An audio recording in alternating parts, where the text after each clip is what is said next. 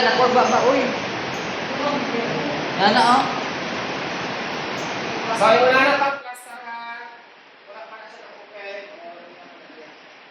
Pasyente. Okay, so i-plug lang sa akin. Okay, so, kuhan pa ka ng, sana ka na, ano pang patient, flat position pa ka ng hinda pa. So, let's say, kuhan ka na, muslog pa ka sa mga pasyente. So, daladala niyo yung mga frame. Ha? So, let's say morning entrance. Okay, knock the door ka. Okay? So, tatlo. Open the door. Okay, so, sunod ka. Excuse me, ma'am. Okay, ma'am, good morning. My name is Paul, your caregiver for today. May I know your name, ma'am? Okay, so, Ma'am Rachel, so I am here to perform perineal care. So, ma'am, may I have your hands or wristband to confirm your identity. Okay? Okay, so, sa right side mo na band. Okay, so, ma'am, you are Rachel. Or, ma'am, what would you like me to call you? So, dahil mag-uban yung good mas prefer nila. So, okay, so, ma'am Shell, ano po yung ba niya, Rachel, ano po yung ba niya, Tulikampo, but depende sa ilaha. Okay, so, ma'am, would you like me to call you Rachel? So, I am here, ma'am, to perform perineal care, and I have here the equipment gathered for the procedure. So, can you please allow me, ma'am? Okay, so next is the open imagery tap sheet. So, i-untap. Yan. Okay. Pero before sa procedure, magpag-ila-ila ko ka sa iyong assessor, explain mo ang everything before ka mag-knock 3 times. Ha? Explain mo na talang what are the purpose, and the purpose of perineal care is to maintain cleanliness and promote hygiene and avoid infection like UTI or to notify any changes or any problem from any part of your patient. Then after that, naka-explain ang ka, sunod na ka sa patient. And then after that is the open yung paana. Okay, ma'am, please bend your knees in the upright position. Okay, so pa. Okay, so ano na. So, before the eyes na yung natin apart, so to promote cooperation or to gain trust and privacy sa patient, so always close the curtain. Or the curtain in between to the other patient's bed. Okay? Then after that, so to promote privacy. And after that, okay, ma'am, so please cooperate. I'm going to please place your knees in the upright position. So, okay, next. So, ano? Okay. So, let's say, sorry. Sige lang, ito lang kamay.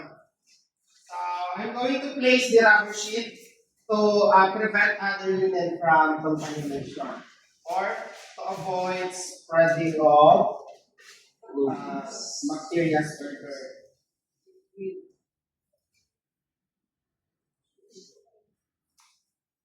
So, napag-move ko siya.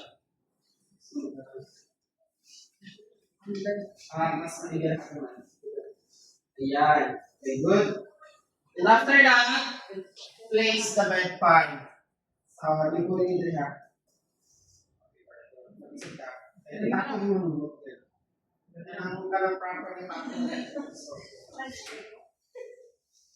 Maglibang ino namin.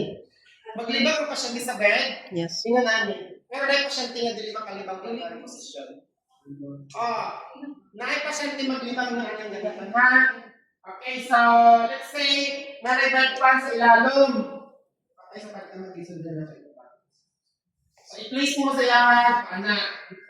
Anak na lang. Sige lang. Yan. Okay? Then after that,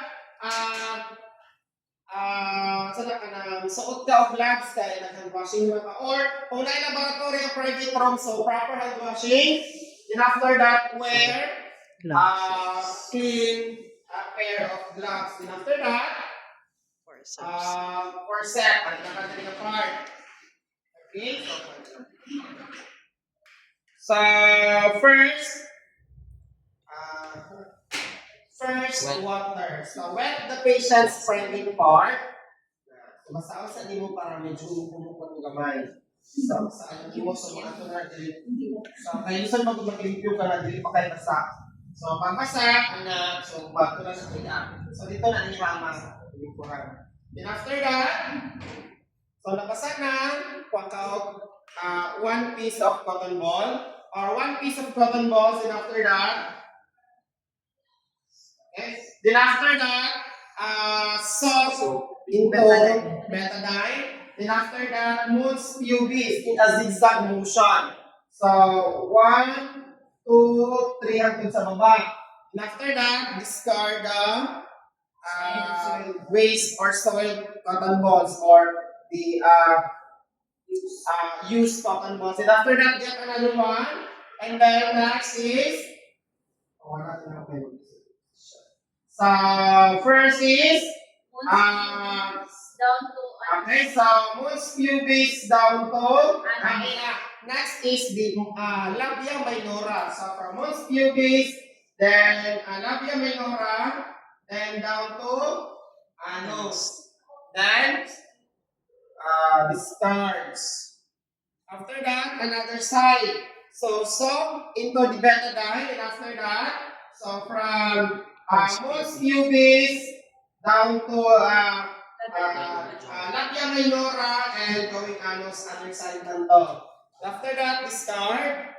The next, so from most pubis going to labia majora. So one stroke only, and after that, discard.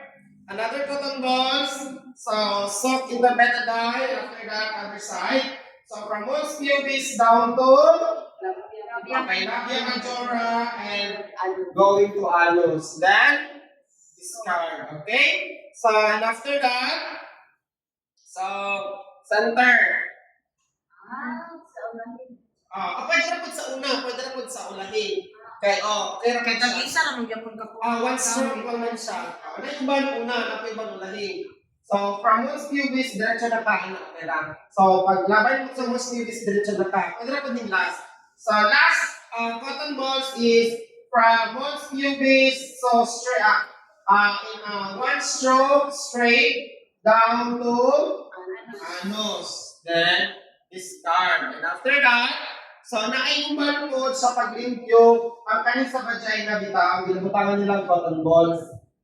Kaya naayuman man good nga kanapas niya kasudlan or kuan sa ginaharangan ang ilang cotton balls. Kahit ang sobrang exist di ba ang kaning labia majora ay kaning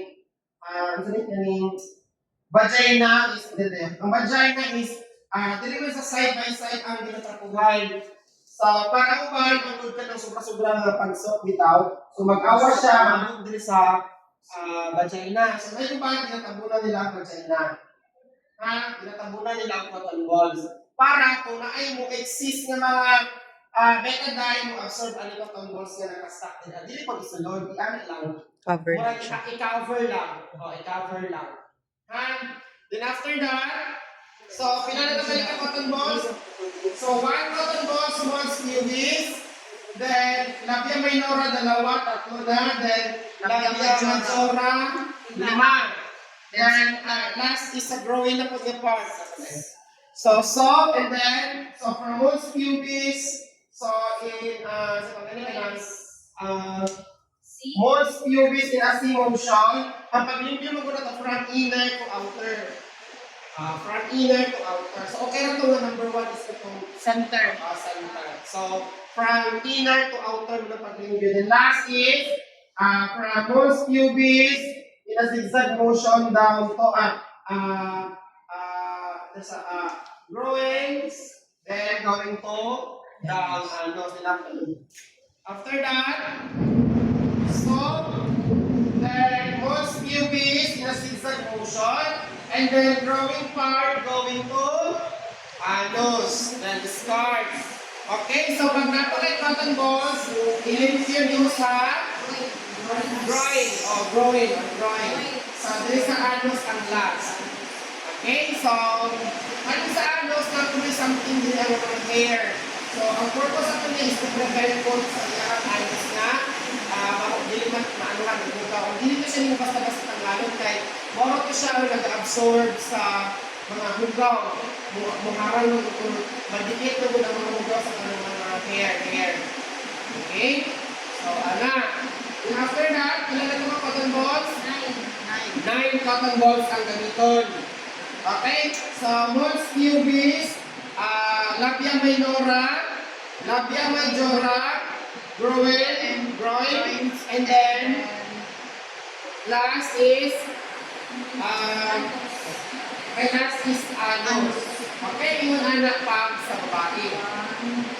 Okay, 1, 2, 3, 4, 5, 6, 7, 8, 9. So, 1, then 2, 3, 4, 5, 6, 7, 8, 9. So, 9 cotton balls. Na uban 9, na ay uban 7 lang na cotton balls. So, i-rhyme ba? G-R-O-I. Groin. Bugan. Okay. Bugan yan siya. Okay, so yung anak lang sa babae. Okay, then after that, so, assuming na nahuman na, then there is some excess fluid or kanang mga betadine. So, all you need to do is pat dry the private part. Make sure na limpyo po doon. So, expose siya, pwede mo siya i-fold. Kung hindi mo siya pwede i-touch, kaya mo gawin mo touch din sa patient skin. Okay, and after that, so, na yung absorb, and after that, close ka, ay basta nila patiwang-wang or nakita something betadine. Okay, then after that, gather all the equipment or things na ikuhang di pa perform. So, ano na siya i-rinse sa water after sa mga Dili na kayo, bitagay na ng kuhaan, bitagay na ng ang gamiton. Or, depende po sa kuhaan, depende po sa instruction. Pwede na pumunta mo siya upit-upit ka. So, another cotton balls na buka, or 1 cotton balls na iwan mo siya makuha ang katuwa. Ang purpose ng kudatos mo ito yung katong bitagay.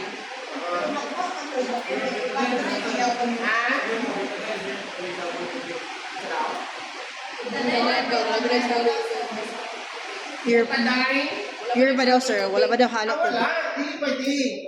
Okay, mo ito ilimpin mo sa samad o sa private part-time para katanggal mo ng amoy ba?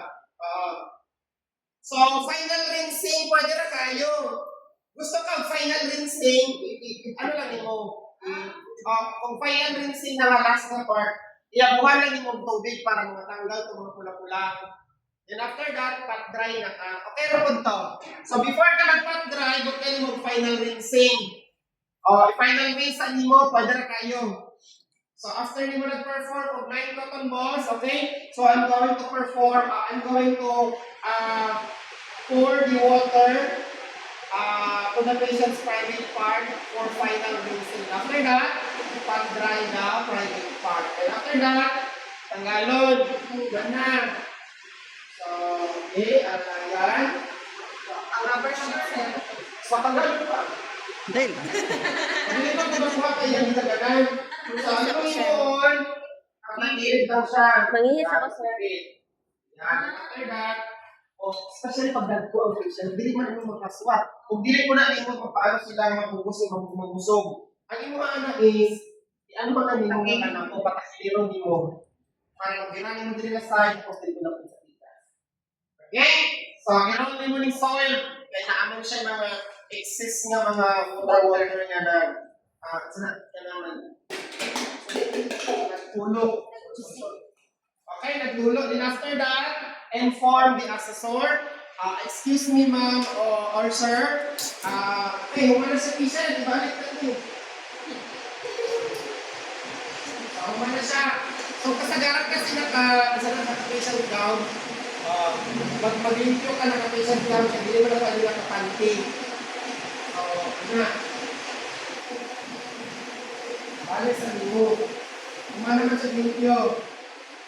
Balik limo. Okay. Then perform my turn.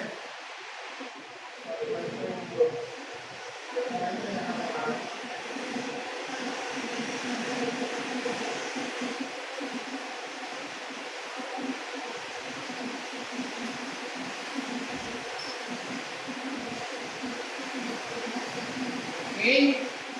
So, okay na si patient. So, ma'am or sir, I am done performing perineal care to my patient. And after that, okay, proceed to another task.